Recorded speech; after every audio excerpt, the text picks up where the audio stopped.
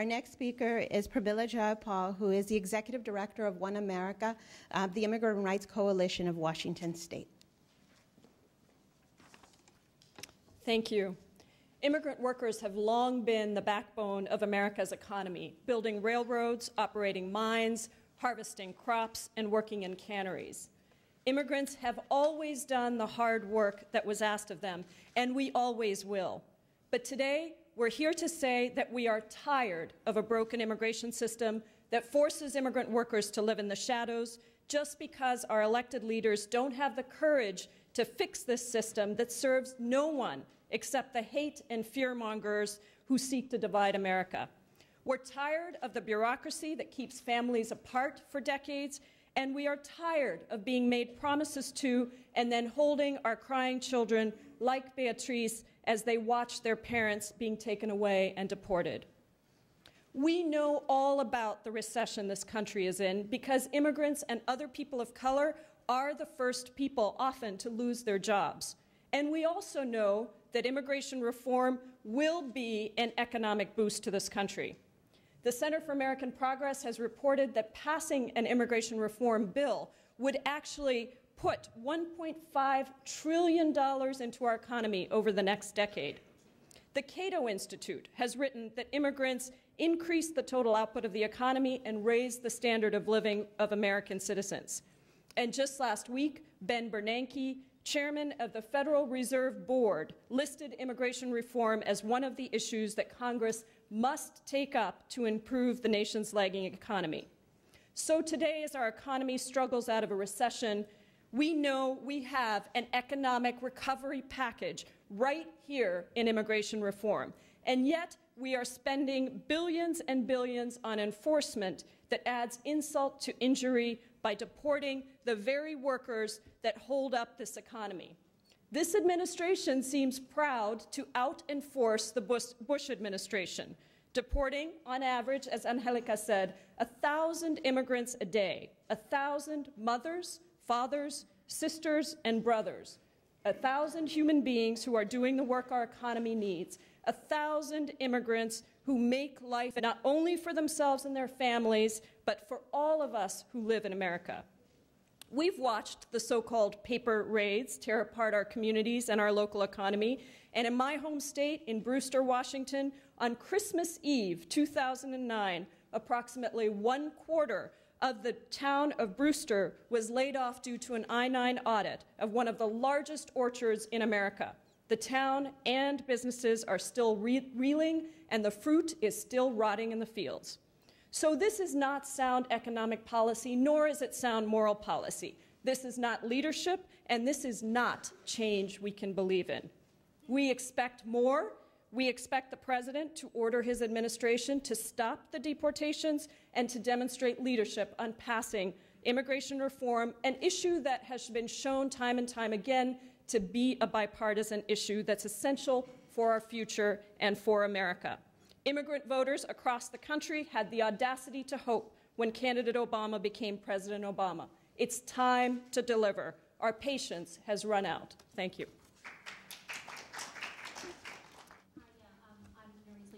Washington Post. Do you think that this tack that you're taking today represents a change in your strategy? I remember early on, just after President Obama took office, talking to some of you, and the feeling seemed to be, we understand he has a lot on his agenda. We really want some kind of immigration change this year, but we understand it may not be the first thing. It might even take more than a year. There was a sense that he has a lot of other priorities, and that you were sort of understanding of that. Today's tone struck me as markedly different. Would you characterize what you're talking about today as a change in approach? The answer to that is yes, and actually I'm going to pass it over the word to Pramila Jayapal to answer this question.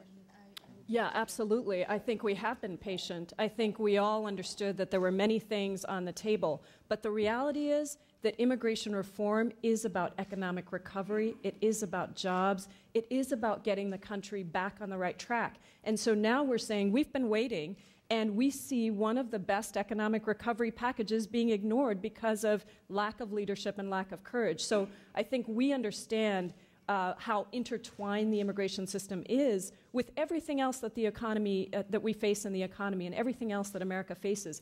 We're not ready to wait anymore. It doesn't make economic sense and it doesn't make moral sense. And so we are now out of time, out of patience, and ready to push forward all of the power that we have collectively in our states across the country to make sure that we really are going to get this change that was promised to us.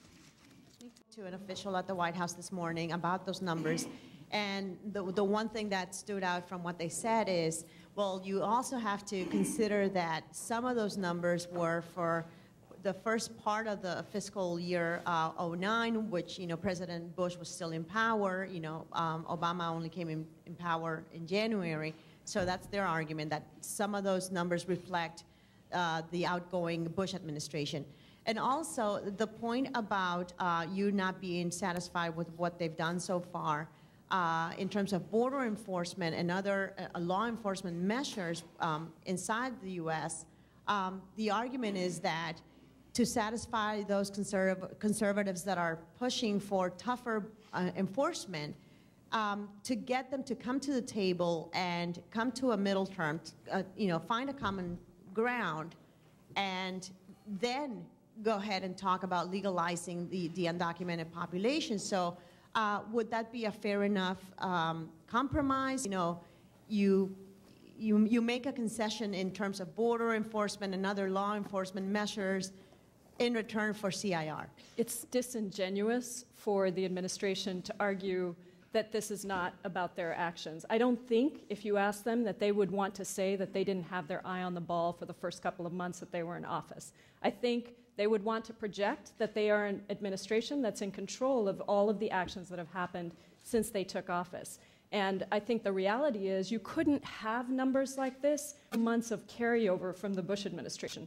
We've seen the I-9 audits, we've seen the paper raids, we've seen the workforce enforcement raids, we've seen the bus stop raids, we've seen the increased enforcement. And in our state, which is a border state, northwest border, we've actually had law enforcement up in the border communities tell us that this increase in enforcement is hurting their ability to protect communities and enforce the laws in our communities, local law enforcement. Our state sheriff's association wrote a letter to President Obama saying that we need to change this. We need to put enforcement dollars in really protecting communities and ensuring that our immigrant communities are actually able to work with law enforcement and actually provide them with all the information they need to affect real stoppage of real crimes that are going on. Okay.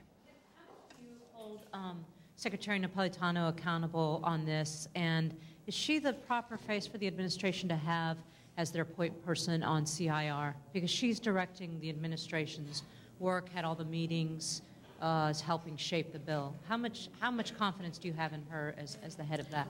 Well, I think that we're expecting results. We're expecting results on comprehensive immigration reform.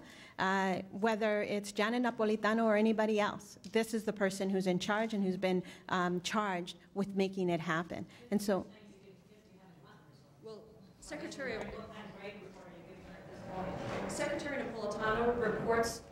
Napolitano reports to President Obama, as I understand the way the administration works. So it is President Obama as leader-in-chief, commander-in-chief, to tell Secretary Napolitano that these measures are not acceptable for his administration. And that's what we're calling on. So yes, we don't like what Secretary Napolitano has done. Told her that in meetings that she and others in the administration have held across the country in our states. We've told her that directly. But it is President Obama who is the commander-in-chief and who is the leader of this administration. And he needs to tell her that, and he needs to make the changes happen. this concludes our press conference. I thank all of you for joining.